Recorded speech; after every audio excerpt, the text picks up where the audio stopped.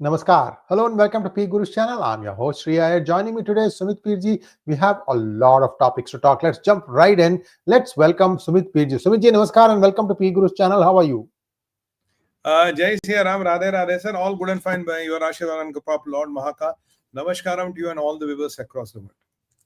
Thank you, 𝗏𝗏𝗏𝗏𝗏. This is episode 76 of Ask Sumit. You can ask any question today. It is not just on topic. You can ask off topic also. By the way, I hope you all have got your copy of Operation Bhasmasur, because just as predicted in this book, a lot of things are falling in place. Everybody is concerned about how to build their navy because they suddenly see China has the largest navy of the whole world. Let's leave that thing as a topic now. Israel versus Qatar. Why is it when somebody who's used to dishing terrorism and supporting terrorism across the world starts screaming uncle when the same thing happens in their own door? Sir. Sir, in the name of Bhagwan Sree Ganesha, let's do the Sree Ganesha's today's episode. Well, the issue is escalating. Issue is getting a bit out of hand, and issue has got into a political quagmire. The players are Donald Trump, Marco Rubio, 𝗟𝗡𝗙𝗏𝗏𝗏, and the Sheikh of the big boss of Qatar. They are the four players in the picture. What happened is we were not knowing one thing, Sri sir, which we came to know, I think, yesterday only. Before that, we didn't know that. When this incident happened, when the Hamas people got killed, obviously they spoke to Trump, and Trump said, first they said, yeah, we know, but we have not done it. Then Trump said, I don't know I was not told. Then Trump later on said, oh, I was told, but after the incident happened. This is the summary. Now, we know that when this all was happening, Sheikh 𝗟𝗡𝗙𝗏𝗏, the Prime Minister of Qatar, was in the United States of America. He had a secret meeting with Trump, and it's believed it was a dinner meeting wherein they were discussing all this, and they did not tell it. It only came, I think, yesterday, which was Monday, and it will be Sunday in United States. So after 48 hours, it comes into the picture. In that meeting, Sheikh 𝗟𝗡𝗙𝗏𝗏 is believed to be running to the Trump and saying, what the hell is happening? We are your ally, and your good buddy Israel has come and bombed us. The problem is not with the bombing. The problem is that the whole of the Middle East is pointing fingers at me, because people say it is a joint venture between Israel, Qatar, and America. A lot of people say that we have given Israel a go-ahead.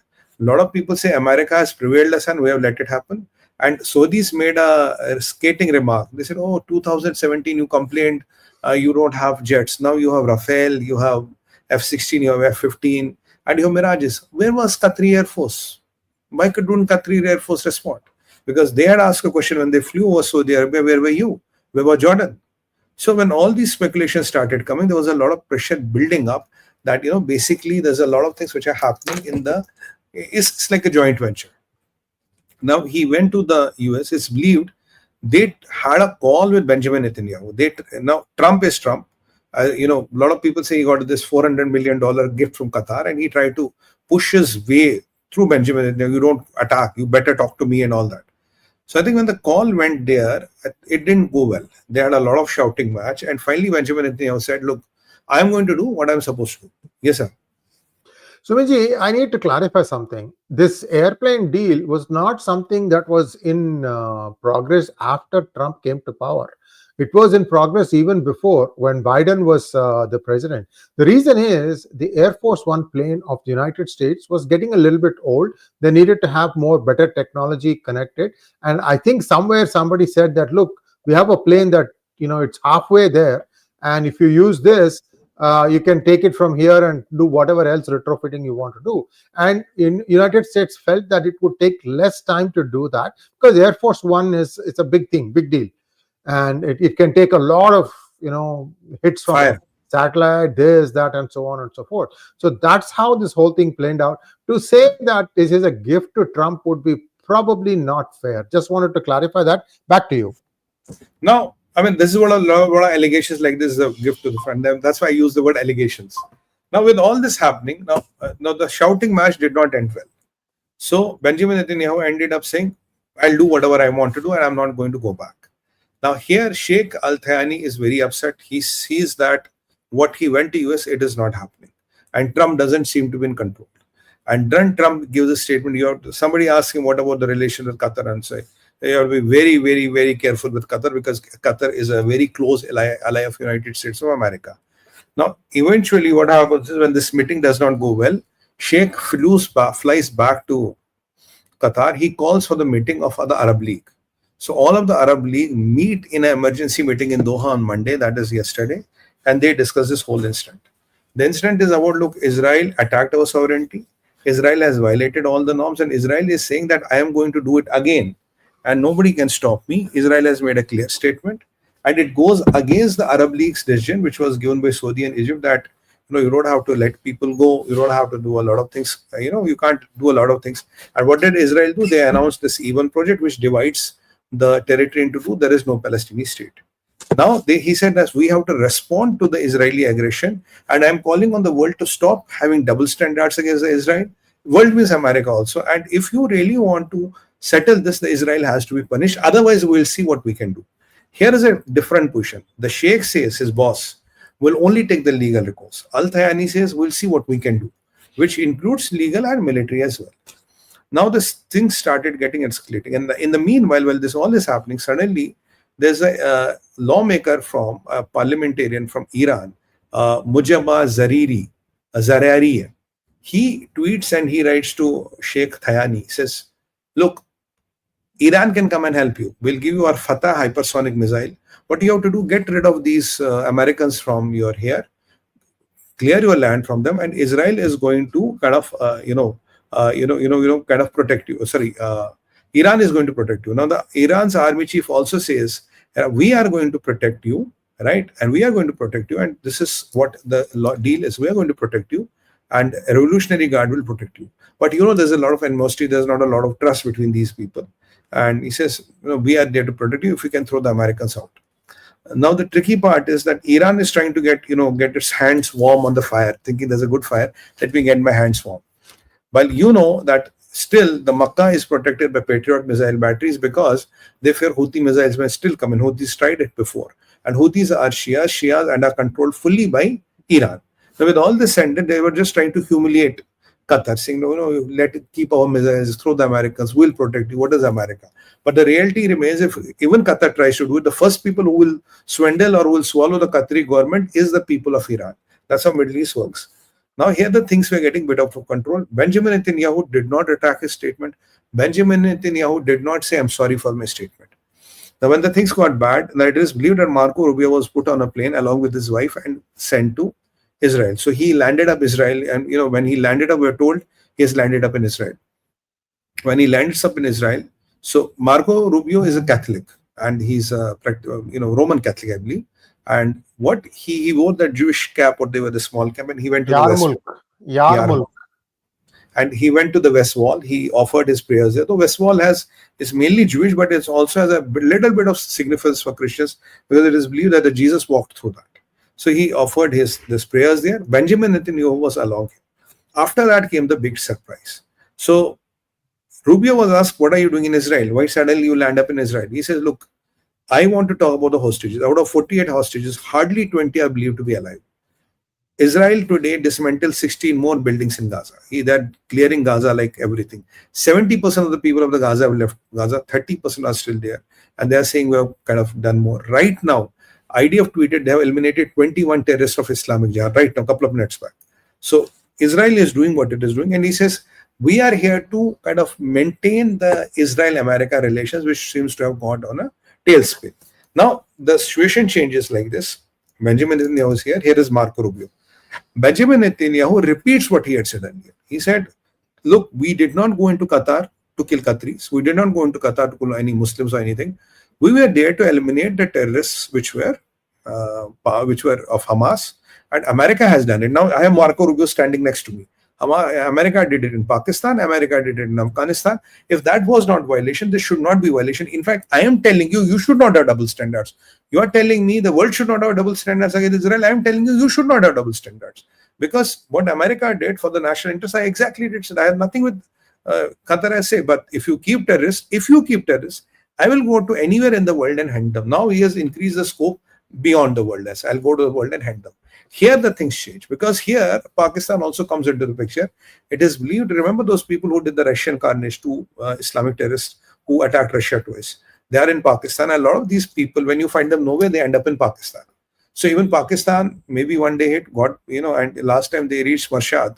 From Marshad, Pakistan is about 300-400 kilometers away. So Pakistan is within the hitting range of Israel, and it's very near from Israel.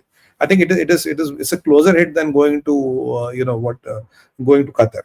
So the discussion heats up. So basically, Trump, Marco Rubio is standing next to me. I am saying that Israel has not changed its position.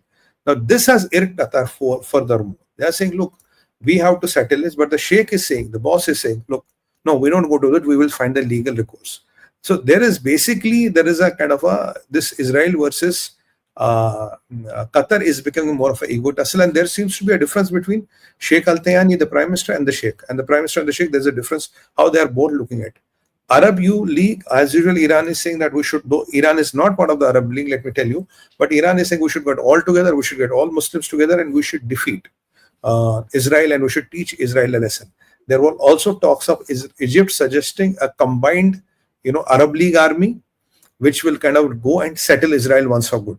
So the tensions basically are rising here. The tensions which are kind of constantly rising here. Now, Egypt is not very happy with what happened, because Egypt has said there's a red line for us and Saudis. If you start moving people out of Gaza, that is our red line. But 70% of the Gaza is empty. So where does your red line go? So Egypt also is losing its face. So they proposed, let's make a Muslim army that will settle Israel for good. And Benjamin, where have they gone? Sumitji, 70% empty means where have they gone? Where have they gone? Jordan and Egypt. There's no other country to go. Jordan, Egypt, Syria, wherever you want to go. Okay. Most probably towards the lower side. So they have only where to go. They have to leave that country. So, and because Israel is killing more and more land. Israel is very clear now, no Palestinian state. My E1 project is on. I'm not leaving an inch of land. And Marco Rubio standing next to him kind of validates that. So this Muslim versus kind of a Jewish conflict in this part of the world is kind of increasing. There are quite a few Israeli generals, I was reading about them. They are saying that, can Israel handle this much? If this all erupts, can we handle this much? These are also questions which are being asked. And Israel is very shaky and shivering because Israel doesn't know what is the position of Donald Trump going to be. Rubio was sent there to control the fire. The relations had gone all-time low. The relations could have gone out of hand, and Trump knows. I have lost influence over India. I have lost influence over China. I have no influence over Russia. Europe is saying you cannot do the ceasefire. Zelensky is saying, sorry, Trump, you cannot do the job. Now, even my good friend Israel is saying you cannot do the job. And if Israel moves out, there's a lot of problem which is going to enter America and Europe. And in that part of the world, without Israel, you're nothing. You can't do anything. If you lose Israel, your balance of power in the region is completely gone. So your Qataris, your Jordanis, your Iraqis, everybody will start behaving differently after Israel is gone. Well, though that day will never come. So even Trump is realizing something is wrong.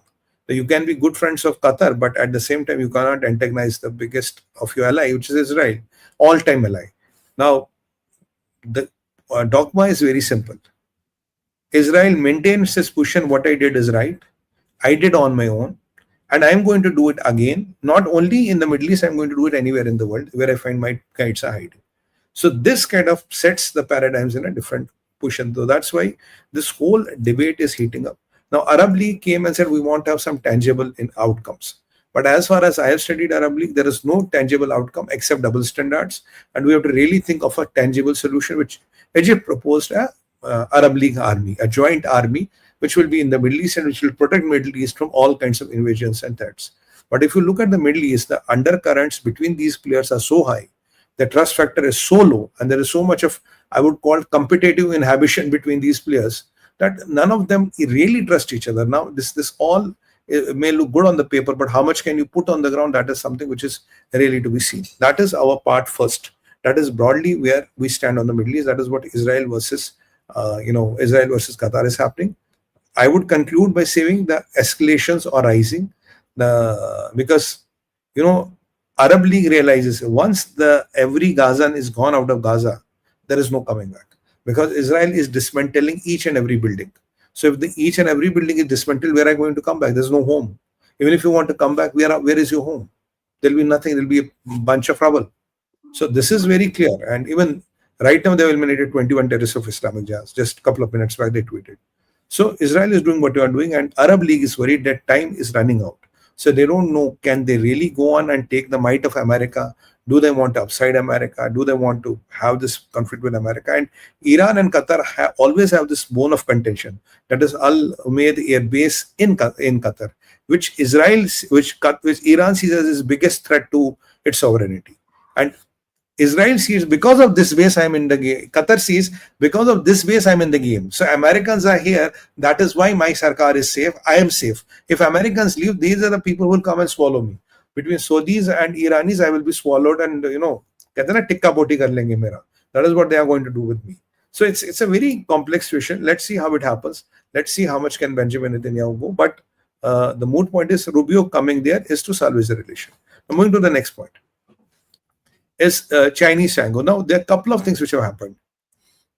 Trump went to European Union, it didn't work. Trump went to G7, it did not work.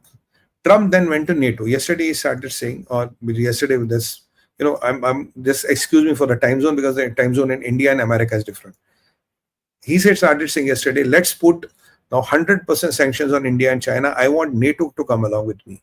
If NATO comes along with me, you stop buying the Russian oil, because it is not my war, it is your war also. You stop buying the Russian oil. We are going to go together and put sanctions on the India and China. Now the question number one is, this is all farce. I'll tell you why. Look, NATO has 32 members. Out of those 32 members, 23 come from the European Union, correct? And out of 23, the 30-member delegation which was here in the PSC, which we discussed last time, all these 23 members are here. So basically NATO said, sorry, we are going and cutting a deal with Bharat. We want to sign our BTA, and we are not interested in your scheme of things. We are not interested in what you are proposing us, because that can't work. So this is where the things start really getting crazy. NATO is kind of saying, we are not interested. Rather, you tell us. Putin is really flexing his muscles there. How much weapons, what is the army, and what is the support America is committing, because all the Europeans have committed their assets to NATO. The Americans are the only one who have not committed anything. So this NATO kind of thing did not really work. And when he threatened China, China replied with three things. He said, we have not started any wars, we don't fight any wars, and we don't support wars. And on the top of that, we are not conspiring against you. So there's no conspiracy against United States of America. We are all for trade. That is the Chinese official position.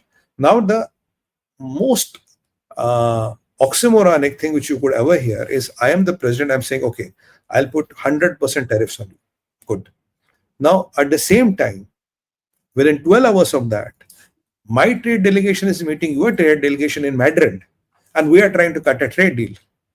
So, if the 100% tariff is true, what is the trade delegation doing in Madrid? Why are you meeting them in Madrid? So, because this all looks to be a drama, this all looks to be a badly thought plot, this all looks to be something which makes no logical sense. Because if you really want to put tariff on Chinese, because there has been a lot of pressure from John Bolton, a lot of quadris of the American politics, why you are not putting any tariff on China? So I said, okay, I'll put tariff on China, but 12 hours of that, my Treasury Secretary and my Commerce Minister or my Finance Minister will be meeting Chinese delegations to cut a deal. And that is where Wang Yi replied this. And what we are hearing, that the deal is progressing well. There is one bone of contention, that is this TikTok, which they are trying to still settle here and there. Trump is saying it's up to Chinese. How do they want to settle the TikTok? Because my strategy is very clear. The majority of the stake has to be with America. Rest, more of the things we seem to have agreed. Now, with China, if you have a trade deal, well and good. Now, if you have a trade deal with China, what are you talking of putting 100% tariffs on China? Either that is true or this is true. So people see this as a hypocrisy. People see this as a mere eyewash. Now, after that, when they failed in NATO also, then yesterday, Lutnick comes and says that, I'm pissed off with India. And he says that, look, India, if you want a trade deal with me, now what you have to do is, you have to start buying my corn. Now, why should we buy your corn? Because when I look at my corn production, my country is the 5th largest producer of corn. And we are exporting corn to around 10 to 20 countries. We are not the number one producer because we don't eat so much of corn. We eat wheat and rice maximum. That's why we don't produce so much of corn. It's not we cannot produce. Now, why the hell should India buy your corn? Because then Lutnick says, you're talking 1.4 billion people are bragging about, you don't buy a bag of corn from me. We don't want your corn because we're self-sufficient in corn. Now, tomorrow, if you tell me that, there's a lot of, sorry to be direct, there's a lot of horse shit in America, we can't be importing that to India because we don't want that. That is not what is required here. Now, you also understand that basically the idea of Lutnick was they are getting frustrated. Navarro is getting frustrated. Navarro was saying, and Lutnick is the same guy who said, you stop buying Russian oil, you walk out of the BRICS, and you strengthen the dollar. In a couple of months, you might be able to come to the table. But what I'm hearing now, that the US trade representative is coming to India to settle the trade deal. And in the meanwhile, Peter Navarro is again ranting. Now, this corn logic is absurd. Why should I buy the corn from you? I don't need the corn. And he says, when we are asked, why are you pushing it down the India's throat? He said, oh, if in my state, if my farmers are next to bankruptcy, if one more crop does not really take off, they'll be bankrupt. So you are telling me to save the bankruptcy of your farmers, what I should do, I should impose your genetically modified crop, which I believe is a corn, at least looks like corn, and then I kind of screw my farmer. I let his house, go to shambles because I want to sell you corn. What the hell is this, and where does this condition come? What is the part of this condition that if you don't buy my corn, I will not do the deal with you? If you are not doing the deal with you, why is your trade representative coming here to negotiate what? You should have a clear position. First Russian oil, then 50% tariff, then 100% tariff, then G7 come with me, then NATO come with me, then European Union come with me. When everything fails, okay, you have to buy my corn. Because at the end of the day, it looks like you are still trying to weaken the Modi government. You are still trying to push that farmer thing into it, because that corn means, the farmers will be agitated, the farmer sentiments will be rushing up, and because of those farmer sentiments rushing up, the government will be in a catch-22 position. That is what exactly you are trying to do. So if this is the game, then this really doesn't help. This really doesn't help. So the point we are trying to tell to Mr. Navarro and Mr. Lutnick is, these games we are sick and tired of. Either, why do you have dual standards between India and China, and what is this happening? Because your Chinese Tango seems to be all makeup, it's also to be all stories, and 𝗏𝗏𝗏𝗏 is replying you from the discussion when you are doing the deal. So, and here every day the goalpost changes. There you are just trying to create an illusion that we have problems with China, where the problems is none. Even TikTok is not a problem. TikTok will be almost settled. It's a matter of time. TikTok will be second. And I don't know where does Lutnick come with all these absurd things from. What is his idea? What is in his mind? And what they want to do? Is anybody from Trump's team really coordinated? Do they get together and decide a strategy, or everybody is running his own agenda? Today, it looks to me everybody is running his own agenda, and everybody is kind of, going crazy. Now, after that, let's move to another topic which I have, which is London. Now, if we look at Europe overall, I have to take you slightly back to Europe. You know what is happening in France. People are in roads, 250,000 people hit roads, everything they are trying to block, violence, all that and all that. But if you look at France, trade unions are pretty strong there, and this is something which keeps on happening in France. It is nothing new. So France, what happened is something on expected lines. It has happened there before. But day before yesterday in London, this Tommy Robinson could kind of could mobilize around how much? 150,000 people on the roads. And they say, we are against immigration. We don't want immigrants to come here. And, we want our country back. Now look at Keir Starmer's government. Keir Starmer's government rests on leftists. Keir Starmer's government rests by a support of few Islamists which are supporting them. And there are even some Pakistani origin ministers which I believe are in his cabinet. And most of these ministers end up having cousin brothers in 𝗥𝗘𝗏𝗏 and Jaish-e-Mohammed. That's a different thing. Like we discussed about that 𝗥𝗘𝗙𝗏𝗏 Littown and his sister was again a minister in UK. Now, with all these things happening, with the UK government completely closing its eyes to illegal immigrants, with UK government completely closing its eyes to grooming gangs, though even when you try to bring it up in the parliament, the Keir Starmer government pushes it down. You are not commenting on Sajid Khan's statement that for immigrants, London is welcome. You are not commenting on his statements that yes, London should put more money in building Muslim homes. And you are not talking of the situation wherein 6% Muslims in Leicester really go on a rampage and really make it difficult for Hindus to live there. So there are a lot of compromises which are happening there, especially the grooming gangs, which is okay. But with all the flaws of Keir Starmer and all, but he's still the elected prime minister. Now I'll take you back to John Bolton. John Bolton warned Keir Starmer 4 days back in a very coded language, don't think Trump is your friend. He was a very, very good friend of Modi, but if he can do this to Modi, what can he do to you? It was a very cryptic message. What happened in London, they got around 1,000 police officers that to mobilize police officers from all other nearby provinces, and 26 of them got injured. A lot of fighting, arsenal, and a lot of damage everywhere happened. And there were even there was a protest which was anti-racist with 5,000 people. But this is one of the biggest protests which has hit London so far. Now, the problem here is there are three kinds of people which are seen in the protest. One protester is wearing those MAGA caps, Make America Great Again. Now, a lot of people are questioning, what are MAGA people doing in this protest? Surprised. Second, people are carrying Israeli flags. What has this got to do with Israel? How is getting London back got to do with MAGA or Israel? And then there are people who are even alleging, there are allegations that people, those right-wing organizations, those extreme Christian right-wing organizations, even their flags were seen. Now, we don't know, I mean, what exactly is the process? How does this man is able to mobilize so many crowds? This man has been to jail. And when the things are really getting out of control and police is struggling to control it and all, then comes the American Superman. The American Superman is Mr. Elon Musk. He comes and he addresses the crowd. He addresses the crowd and says, look, you know, I am with you and we should do this. The first of my question is, what has Elon Musk got to do with it? It is London. What is your loci there? What is your business to be there? Who are you to address London? What interests you have in London? He says that be prepared to fight, otherwise you will be killed. He means by killed is that leftists will come and kill you. Leftists will come and eliminate you. If you want to live, you have to fight. Otherwise, you will be mercilessly eliminated. This is what Elon Musk seems to suggest. And he further says that Keir Starmer's government should be dissolved. Not logically, it has 4 years to go. It is well within the democratic norms, has the power to hold on. So I don't understand what is the loci of Elon Musk to say that a Keir Starmer's government should go. I mean, how can an American determine which government lives and which government dies in UK? This is again something which is, I would say, you know, kind of big time capitalist interfering in the democratic systems of the country. Now, we have seen this happen in Nepal. And after Nepal, we have seen something, you know, similar but not very similar happen in France. France had a similar, you know, this, right? But, right, is... yeah, I wanted to say something. I wanted to say something about this, what our editor Sachin has just mentioned. Viewers, Tommy is actually a good friend of Hindus. He was one of the few, in fact, one of the first ones to condemn the raping of a 20-year-old Sikh British girl by 2 white men. See, what is happening now is frustration is, you know, blowing over.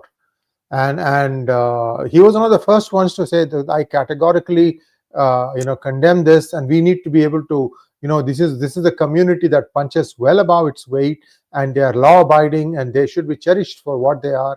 And this is something that Tommy has come out and said openly. In fact, I've been trying to get Tommy on our channel. He has been here once. It was between these 2 arrests. After the first one and just before leading up to the second one. I hope to have him. He's very, very busy these days, but he will be on our channel.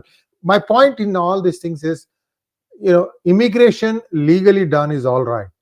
It's the illegal immigration that is the problem, because there is no control. Then everybody starts gaming the system and things just go haywire.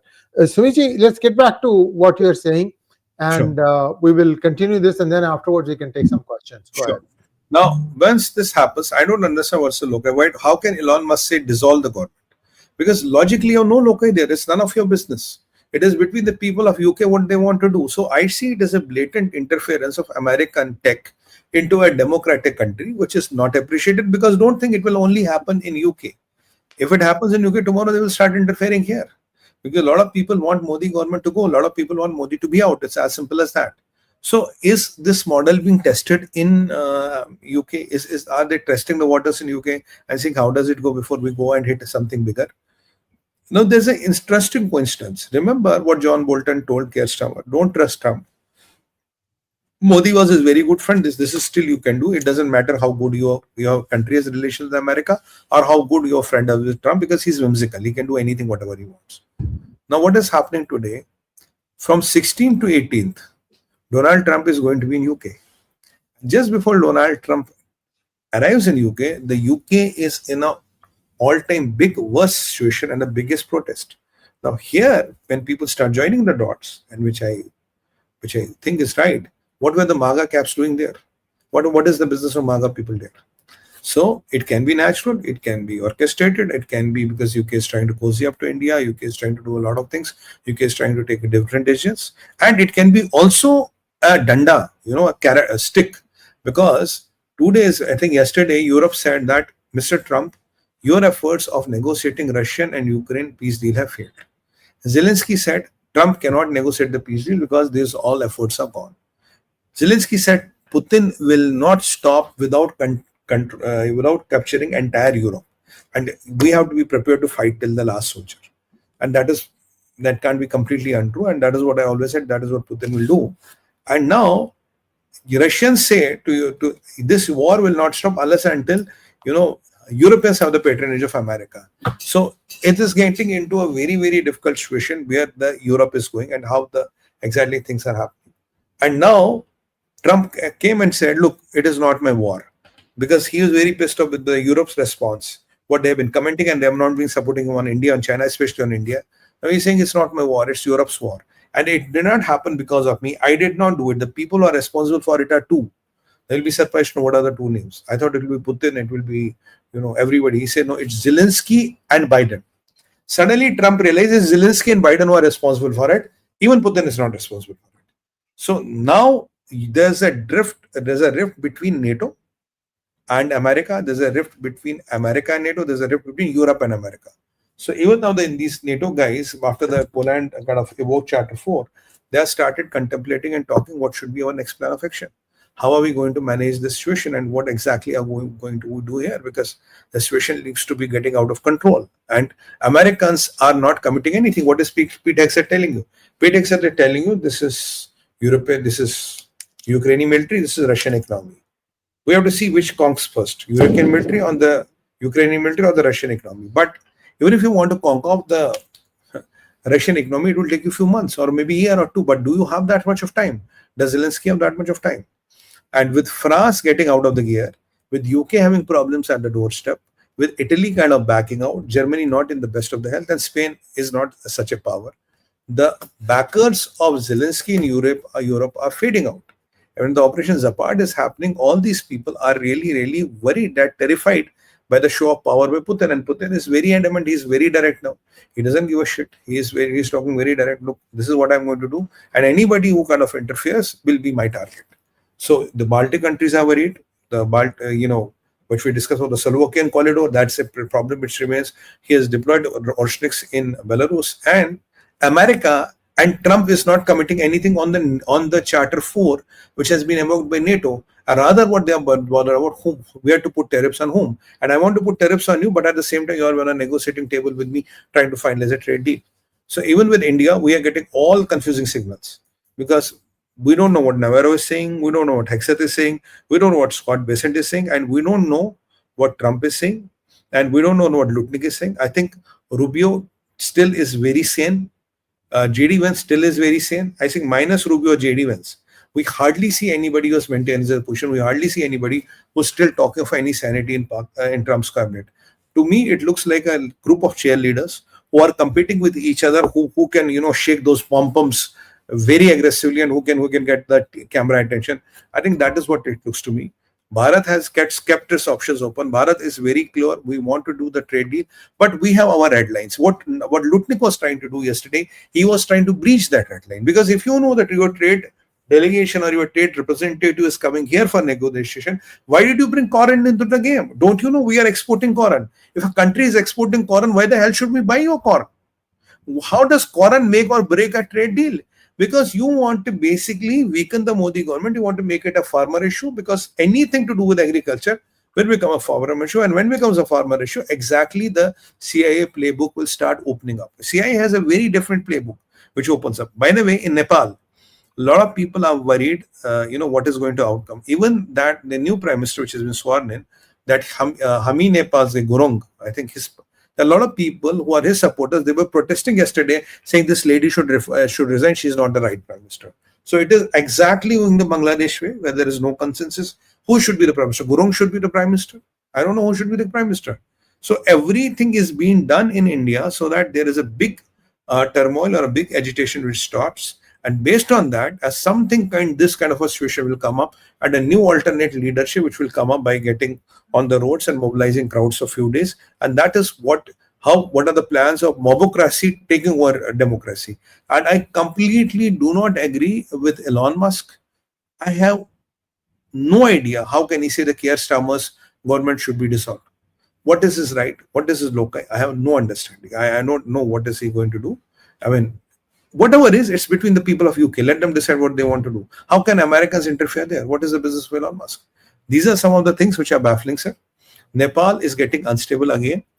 And, Pakistan is kind of in deep trouble. You must be aware that 19 Pakistani soldiers were slaughtered yesterday. 19. And the number seems to have gone to 47 now. 47 of the soldiers are almost gone. This is unofficial. Officially 19, but unofficial sources, 47 are gone. And they were all killed in Waziristan, this 𝗖𝗍𝗍𝗔. Now Pakistan is burning, and we are waiting for the Bangladesh to erupt, because the signals which we are getting are not right. And even Nepal is not stable. We don't know where the world is heading, and Europe is terrified. Trump has lost his priorities. General Root is only talking, not doing anything. Poland is literally shitting in their pants. They are really worried, and all the countries which have a border with Russia. Putin is going more aggressive. Zelensky says you cannot do the deal. And every day there's a new salvo fired at Bharat. I'm not bothered so much about the world, but I'm bothered about when a new salvo is fired at my country. That baffles my heart. Why you are doing this to us, I have no idea. Why you are being the best guys to China, I have no idea. Even with the 50% tariff, you don't seem to be happy. You want to make it 100%. And with China, your effective tariff is 20%. Where did that fentanyl go? Where did those CCP men go? Where did those stories go? Where did anything go? We have no idea what the hell is happening. I think except Rubio and J.D. Vance, I can see nobody who's prominent in Trump's cabinet is talking anything which is consistent, anything which is relevant. Only after a lot of outrage in Indian media, which we have been doing for the last 2 days through TV channels. Now, Trump has today said, about the beheading of the Indian origin man. It should not have been done. We have to be this and that. It's only after a lot of pressure put here, because we were trying to compare the two. With the 𝗟𝗏𝗏, the kind of coverage and the kind of argument is this, and the kind of sympathy. It's ghastly. You watch that, it is ghastly. And for this guy who was beheaded and killed with a machete in front of his wife and son, and then you play the football with the head and put it on a dumper, and nobody mentions this. Only we have been shouting from India, from all our TV channels. And now Trump has given a statement, and I believe both are legal, so there's no illegal here, right? By best of my knowledge. I don't know where does he relate it to the illegal aliens. No. 1 second. The killer of Charles Kirk is actually a citizen. He's born in the United States. The guy who killed Chandra, he's a Cuban illegal. He has been imprisoned a couple of times. He was out. This is a very difficult world that it's turning out to be. See, there are white collar jobs, then there are brown collar jobs, like hotel managing and things like that. And this is a long history, Sumiji. When Idi Amin drove out Indian origin people from Uganda, many bought their way into getting green cards in the United States. In fact, there is a funny thing called Patel Motel. Yeah. It's basically these are motels or mobile hotel, but actually it's not mobile. It's just low budget hotels, okay? $50, $60 a night. I mean, it used to be less than that. Those are all mostly operated by Patels, because these are the people who were driven out from Uganda with some limited resources, whatever they could scrounge together. They had this thing called overseas British passport, but that did not give them automatic entry into Britain. Britain said, no, you can't come.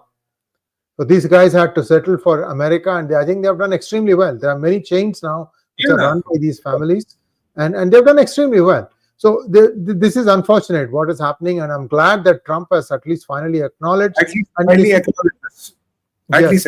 Yes.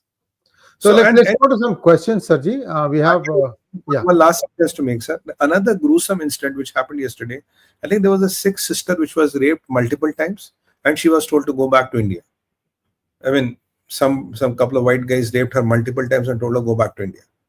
I mean, this is getting a bit out of control, because if you brand Indians as those blood-sucking vampires, laundry mart, people who get people killed, who get people widow, who get... Ajay, we covered this. Sumiji, we just now covered it along with Tommy Robinson. That Tommy came out strongly in support of this, saying that this is wrong. What happened is wrong. So I think maybe we might be repeating ourselves. So if it's okay with you, maybe we can go to questions now. Sure. Chaliye, let's go to the questions. Bobji wants to know, Sir, an increasing number of rich are leaving the country permanently. This is serious brain and wealth drain. What could be the cause, and is the government doing anything to stop the exodus? India. See, India. In a country like India, if there are some people who will always leave, there are countries which are opening up those golden visas, those immigration related visas and all. Some people want to diversify, they want to leave. That's okay, as long as our GDP is increasing, our growth is increasing, our foreign exchange reserves are increasing, our CPI, CP, all these macroeconomic parameters are increasing. I think we should not be too much bothered. Unless until it's a really big thing. We are the highest FDI still coming in the country. People in a democracy have free will to go and leave or live wherever they want. At the end of the day, sir, we can't behave like China. We can't put restrictions on people. It's a free democratic country, and I know a lot of people who have taken this golden visa of Dubai and all. So I mean, this is under your free will. I mean, there's no compulsion like that. Amazing Greens wants to know, what about Muslim NATO in the making? What will Israel take measures and do? Look, there was already talks of this Muslim NATO. And this is not a new concept, and even Egypt has been kind of trying to suggest something like this. Israel has a plan A, B, C, D, E, F, G, and to Z. They would have factored in all these things, and they will be ready with a plan. And even Israel will have a plan. What can they do with or without American help as well? Look, I am telling you one thing: Israel is the security of Middle East. If there is no Israel, there is no Middle East. As long as Israel is there, the Middle East remains intact. If there is no Israel, there will be no Middle East. This is something which they have to understand, they have to know, and they have to live with. So there's no point of fighting Israel. I think Abrahamic Accord should come into the place. Jews have a right to live, Muslims have a right to live, and that is how it should be. I mean, if you have these extremist ideas, I want to annihilate a country, I don't think that's cutting ice. Next one, please.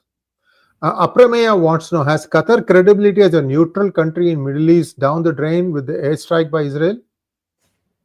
No, Qatar, you see, there are two strategies they're playing. Prime Minister is saying that we'll still have all the options open. He's even suggesting of a military option. The Sheikh is saying, no, we'll only use the legal options. He's ruling out other options. So what Qatar is saying, that they're trying to act, holier than the thou. We're saying we're the very good boys of the Middle East, or the most obedient country. And Qatar wants to keep its position as a mediator relevant. Because that mediating position of Qatar makes it a big player in the Middle East. Well, if you look at the wealth, if you look at the land, and if you look at the resources, they are not very big. You might argue with me, Qatar has the highest per capita income, but you divide the GDP by the number of people, that's how the highest per capita income comes. Saudis and all are much richer than Qatar, but Qatar, by this being having this biggest American air base and American assets there, and all these negotiations happen in Qatar, so that makes them a big player in the Middle East, which actually they are not. And don't forget, Qatar funds all Islamic terrorist organizations across the world. It doesn't matter you're Shia or Sunni. There's a unique distinction. Next one, please. Srinivasan Iyengar wants to know, Mr. Trump should have asked Boeing company to build and present their plane free of cost with all modern gadgets as read by President, received by President, instead of accepting some old aircraft from Qatar. Isn't it so? I think this is I think they figured out that it is a lot faster to do it this way than to do it from ground up. This is my understanding. This is an article that came about 3-4 months ago. So yeah, I mean, look, there can be a lot of permutations and combinations, sir, which can be talked now, but the official version is this can be done faster. The official version is. Next one, please. OMG wants to know, India does not shout, but Peter Navarro needs a reply. When they trade with Pakistan, is that holy wine money? But we buy oil for our needs and some more, it becomes blood money. Look, even there are some people who are suggesting that whatever Trump, this family organization had to make money from Pakistan is done. Pakistan is a lost force. We have been handling Americans very, very good. We are not getting provoked. We are not replying rhetoric with rhetoric. We are not trying to put those respiratory trips. We are just playing very cool and calculated. The more cool and calculated we play, the more irritated the other side is getting. That's why this, from Lutnick to Navarro, and especially Lutnick, Navarro, and Besant, they are going to talk of all kind of absurd things. I think most of them is Lutnick and Navarro. You look at Lutnick's body language. he doesn't have a very good impression about India. He kind of demeans India. If you study his body language carefully, "Arey kya hai, arey," something like that, "Arey wo kya hai," something like that. That is the tone of the body language. But okay, they can have their own illusions and delusions. We have no problem with that. But reality of life is unshaken, and that is what life is. So the news is that Boeing is also building 2 more independent aircraft for the president. So it's not like, Qatar is going to be the final one. So viewers, there's a lot of stuff going on there. Next question, please. Milind Patil wants to know, what will be Italy's role in international politics? I think Meloni was very clear tariffs are not going to help. Meloni was very clear they complicate the geopolitical paradigms. Meloni went to America, but I think soon she realized that, when Russians spilled the beans, this is what happened in Istanbul. So whatever Trump is talking doesn't make any sense. So Meloni is more bothered about protecting her economy, getting her country back into track and making it resilient. She has a hell lot of problems at home. I think Germans are still trying to be internally focused, which is good. Spain doesn't talk too much. I mean, the most direct supporters of Zelensky, UK and France, both are in trouble due to their own internal politics and things. I think if Meloni is smart, she will keep away from here. She will only have a residual presence here. Have those couple of meetings, 1 or 2 pieces and all, but don't bother to shell out money and to waste time on Zelensky. That should be a logical process, what she should do. Bother about your people, about your country.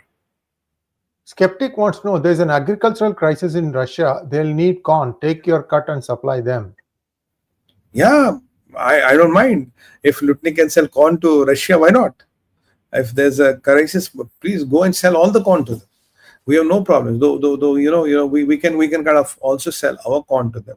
We are selling a lot of corn, and today India controls 40% of the world's food production. We're exporting food to a lot of countries. We can sell to our Russian brothers. But if they want to buy Lutnik's corn, we have no problem. By the way, Putin made a remark. He said after Donald Trump came to power, my trade with America has increased by 20%. So, this is quote unquote Vladimir Putin. And Vladimir Putin and as a Russian foreign ministry made a very important statement today. They said that we now understand and we have concluded that all these tariffs and all were basically around to break the India-Russia relationship. But India has stood the test of time. So this is the most lasting partnership of this century or whatever. So even a Russian ministry kind of echoing that sentiment makes it important. Next one, please. Rocco's World Award. What is the policy consistency of Bharat Sarkar? Bharat and Pak cricket match kyun allow kiya? Bhai, if you ask me, I have been on a lot of TV channels yesterday and I have said clearly that this should not have been allowed. I have gone on prime time and appealed people, please boycott the match. I didn't see the match, and I didn't. Nobody within my vicinity saw the match.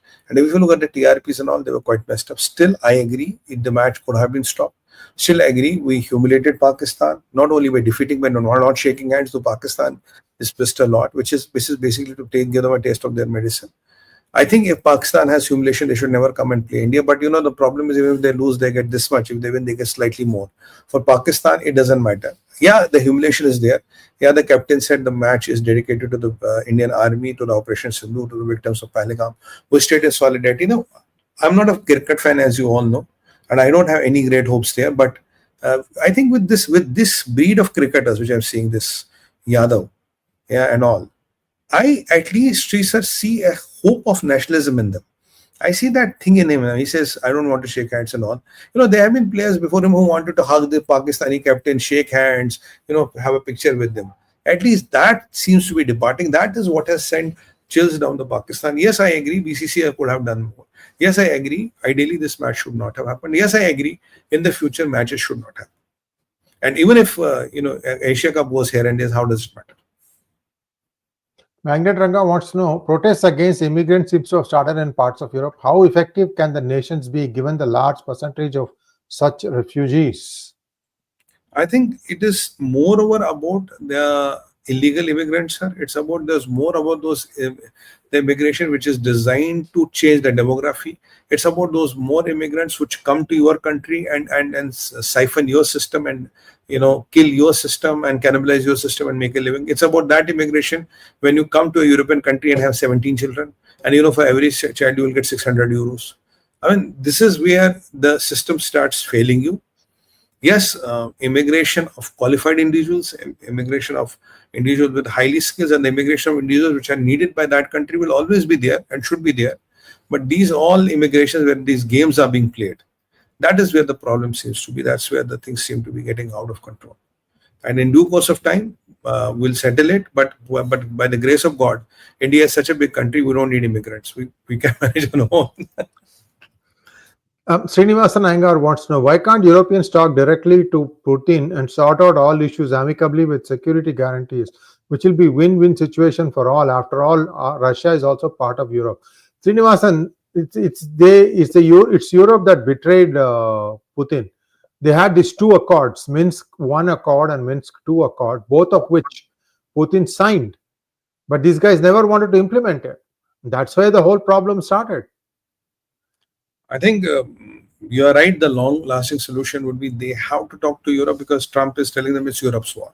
So they have to talk to Europe, and they have to talk to Putin and try to find a solution which is lasting, because especially people who are going to get worse affected is Europe itself, and America is how many thousand miles away. It doesn't matter to them. Trump has once said, I don't know how many, what is the distance, I can't remember the number. I'm these many thousand miles away. It's your problem, go and settle Putin.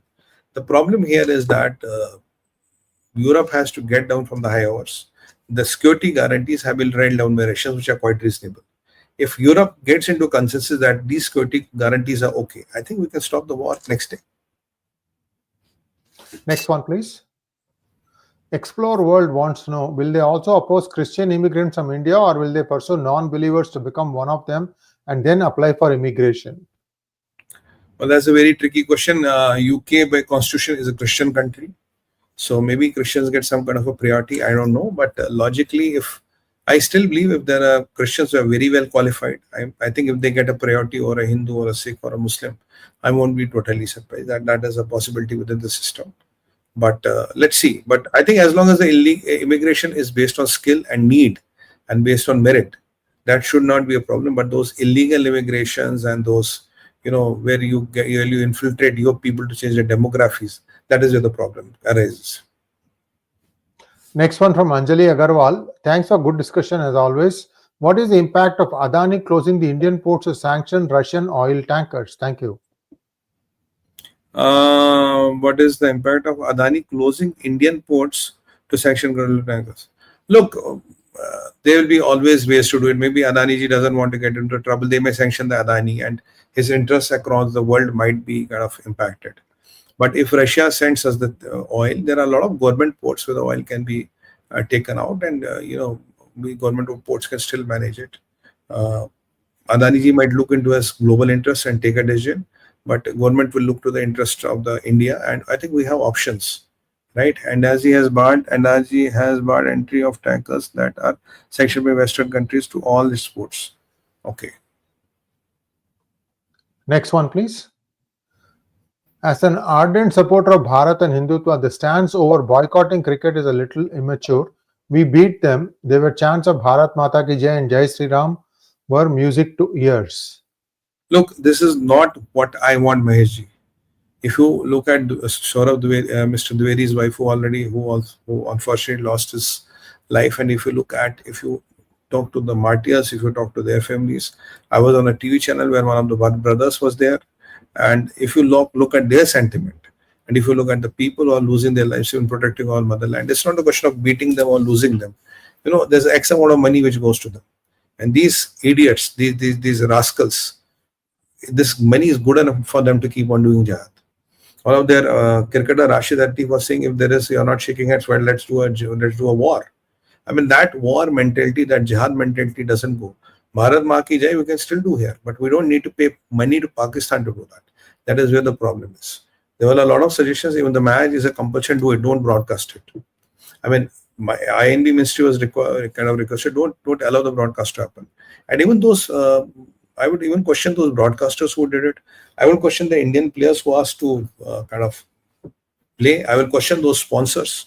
I will question those ex-Indian players who never opened a mouth. I will even question those Bollywood celebrities. and big influencers, why didn't they open our mouth? Look, our position is very clear. For people like me and Mr. Iyer and all, we have been talking on YouTube, we have been talking on TV and making our position very clear. But what of those biggies of the world? They don't utter their mouth. They don't open their words. When Mr. Chandra gets killed in USA, there are a lot of people saying, why doesn't Sundar Pichai, Satya Nadella or Nikki Haley talk about it? Good.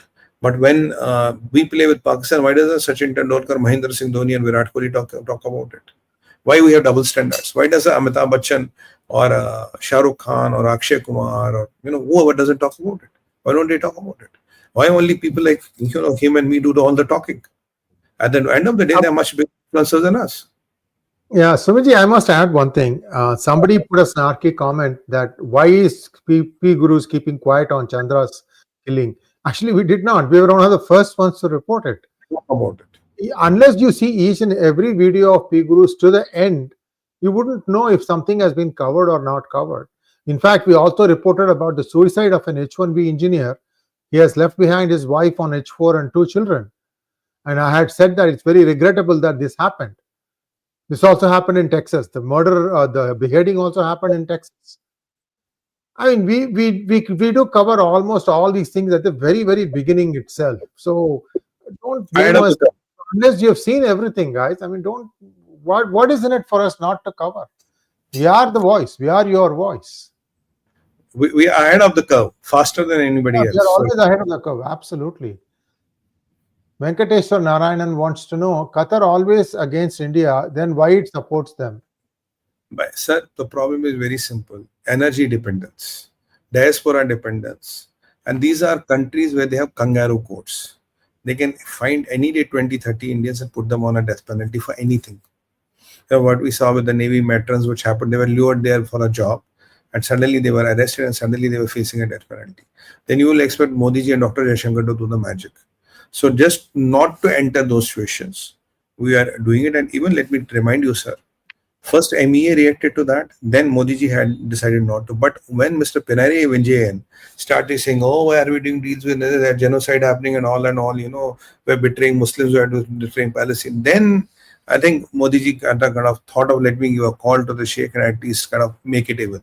So as if I am Modi, there are a lot of things I may not want to do, but for in the national good, or looking at the situations around me, I will do a lot of things which I may personally not like, but that is my dharma, that is my duty I have to do. A lot of things in diplomacy are optics, sir. Thank you, Mahesh. Thank you for your generous donation. Links wants to know, is it true Preacher Zakir is down with HIV? I think he's down with AIDS.